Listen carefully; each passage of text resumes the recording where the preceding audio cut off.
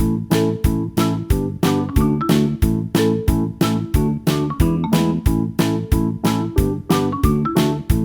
बच्चों, कैसे हैं आप सभी।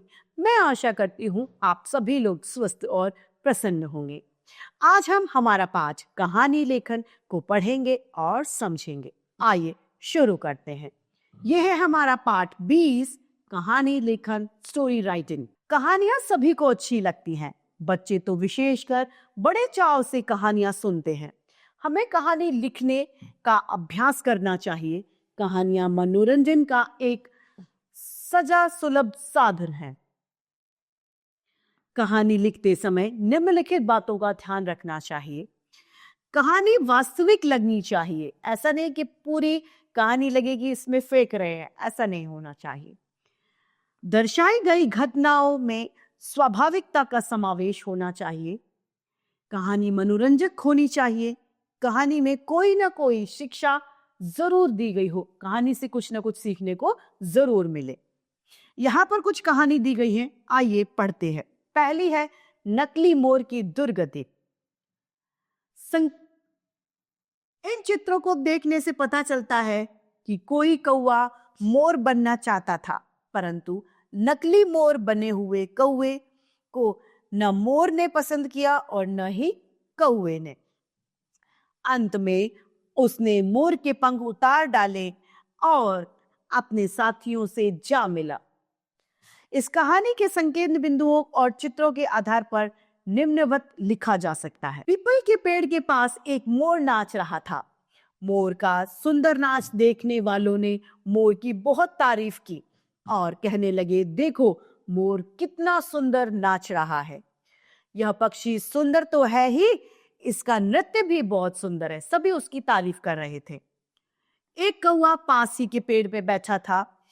उसने मोर की तारीफ सुनी तो सोचने लगा कि यदि मैं भी मोर के पंख लगा लूं तो मोर जैसा सुंदर बन जाऊंगा। तब मैं भी नाचकर लोगों को खुश किया करूंगा और वे लोग मेरी तारीफ करेंगे। यह सोचकर कौवा इधर उधर बिखरे हुए मोर के पंख उठाए और अपने पंखों के बीच में उसने वो पंख लगा लिए। वह बड़ा प्रसन्न हुआ, खुश होता है कि मैं भी अब मोर के जैसे दिखने लगूंगा। वह खुशी खुशी मोर के पास गया और बोला, भाइयों, मैं भी अब मोर बन गया हूं, मुझे भी अपने साथ मिला लो। उसे देख सभी मोर हंसने लग जाते हैं। एक मोर तो गुस्से में बोला, चोर कहीं के, हमारे पंख चुराकर तू मोर बनना चाहता है, भाग यहां से, नहीं तो तेरे टुकड़े टुकड़े कर देंगे हम। नकली मोर यानी कौवा अब वहां से घबरा कर कौवे के पास गया तो कौवे भी इस विचित्र प्राणी को देखकर बोले कि यदि तू मोर बनना चाहता है तो हमारे पास में क्यों आया है? हमारे साथ रहना है तो कौवा बनकर रहे, नहीं तो हम तुझे मार डालेंगे। बेचारा नकली मोर ना इधर का रहा ना उधर का। उसने विवश होकर अपने मोर के पंख हटा दिए। तब कहीं जाकर कौवे ने उसे अपनाया। नकली मोर फिर से कौवा बन गया। यानी इस कहानी से हमें शिक्षा मिलती है कि हम जैसे हैं, जो हैं, उसमें हमें खुश रहना चाहिए। हमें किसी की होड़ नहीं करनी चाहिए। दूसरी कहानी है शेख चिल्ली और चोर। एक दिन शेख चिल्ली जब दिन भर चारपाई पर लेटे लेटे थक गया तो रात को काम की तलाश में बाहर निकला। उसे दो चोर मिले। शेख चिल्ली ने पूछा, कहाँ जा रहे हो? चोरों ने कहा, काम पर। शेख चिल्ली उसके पीछे पीछे चल पड़ा। चोरों ने सोचा, चोरी का सामान उठाने में इसकी सहायता मिल जाएगी। चोर एक ग्वालिन के घर में घुस गए। चोर सामान इकट्ठा करने लगते हैं। शेख चिल्ली को भूख लगी। उसने देखा चूल्हे पर दूध रखा हुआ था। वह दूध में चावल और चीनी डालकर खीर बनाने लग जाता है। सामने चारपाई पर सामने वह सोई हुई थी। लेटे लेटे उसकी बाह लुढ़क गई। उसका हाथ शेख चिल्ली की ओर चला गया। शेख चिल्ली ने सोचा, बुढ़िया बहुत लालची है, खीर बनी नहीं और वह पहले से ही खीर मांगने लगी है। उसने कहा, थोड़ा इंतजार कर, अभी खीर नहीं बनी है। बुढ़िया ने हाथ नहीं हटाया, पर शेख चिल्ली को गुस्सा आ गया। उसने करछी में गरम गरम खीर भरी और बुढ़िया के हाथ में डाल दी। बुढ़िया का हाथ जल गया, वह चिल्लाई। चोर चारपाई के नीचे छिप गए और शेख चिल्ली छलांग लगाकर छत के नीचे चुने हुए स्थान पर छिप गया। बुढ़िया का बेटा दौड़ता हुआ आया। उसने माँ से चिल्लाने का कारण पूछा। बुढ़िया ने कहा, पता नहीं क्या हुआ, ऊपर वाला ही जानता है। ऊपर बैठे शेख चिल्ली ने इस पर गुस्सा आ गया और वह जोर से चिल्लाता है, मैंने तुम्हें खीर दी और तुम मुझे फंसा रही हो। वह दोनों चारपाई के नीचे घुसे थे। क्या तेरे रिश्तेदार हैं? शेख चिल्ली की बात सुनकर चोर निकलकर भाग खड़े हुए। शेख चिल्ली भी उसके पीछे पीछे भागा। शेख चिल्ली ने घर पहुंचकर ही दम लिया। उसने कसम खा ली कि वह अब कोई भी काम नहीं करेगा। काम करने से क्या लाभ? काम करने से जान जाने का डर रहता है। इस कहानी से हमें शिक्षा मिलती है कि हमें मूर्ख व्यक्तियों से दूर रहना चाहिए। तीसरी कहानी है हमारी मूर्ख मेंढक की।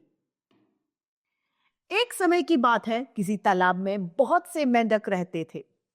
वे हंसते खेलते वहां पर अपना काम बिता रहे थे। उसमें से एक मेंढक बहुत ही क्रोधित स्वभाव का था, यानी गुस्सैल था। एक दिन उसकी अपने साथी मेंढकों से अनबन हो गई। गुस्से में आकर एक मेंढक तालाब से निकलकर कहीं दूर जाने लग गया। वह मेंढक एक काले नाग को जानता था। वह उसके पास गया और बोला कि हे मित्र काले नाग, मैं अपनी ही बिरादरी के लोगों से तंग आ गया हूं, यानी परेशान हूं, और मैं चाहता हूं कि तुम मेरे साथ चलो और वहां मेंढकों को एक एक करके खा जाओ।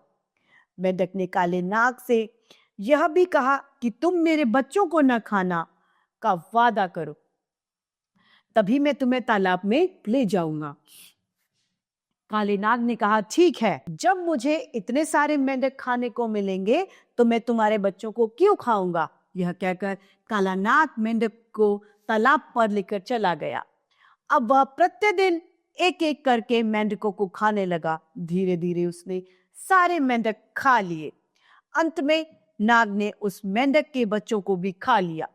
अब मेंढक को समझ आ गया कि अपना शत्रु को घर बुलाने से क्या होता है। फिर एक दिन काला नाग उस मेंढक पर भी झपट पड़ा। अब मेंढक उस नाग से बोला कि मैं तुम्हें अपना मित्र बनाकर यहाँ लाया था, तुम मुझे भी खा जाओगे। तब नाग ने कहा कि मैं तो भूखा हूं, मैं तुम्हें खाकर ही अपनी भूख मिटाऊंगा। उस मेंढक ने अपने मन ही मन में यह योजना बनाई कि काले नाग से बोला कि यदि तुम्हारी यह इच्छा है तो मैं तुम्हें अपने बदले में मेंढक देता हूं। उसने कहा, मैं दूसरे तालाब में रहने वाले अपने मित्रों को यहाँ पर ले आऊंगा, तुम मुझे इस बार वहां जाने दो। नाग ने उसे जाने दिया। वह मेंढक फिर कभी लौटकर उस तालाब में नहीं आया।